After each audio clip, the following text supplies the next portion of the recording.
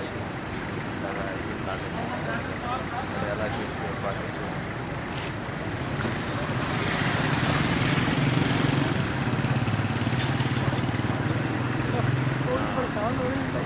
PGI का प्रश्न लेकर वो इस वक्त पटियाला जेल के बाहर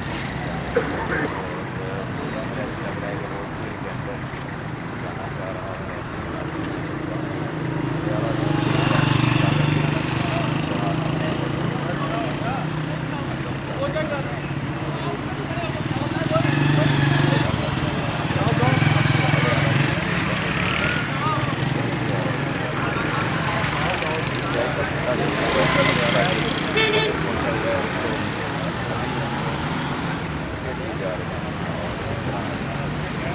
और वो इस वक्त पीटीआई के झंडे के साथ पटियाला जेल के अंदर जाने में कामयाब हुआ है, लेकिन उसको अंदर लेकर जाया जा रहा है और देख सकते हैं वो इस वक्त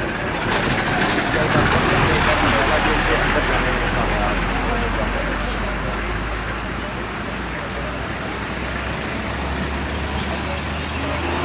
ये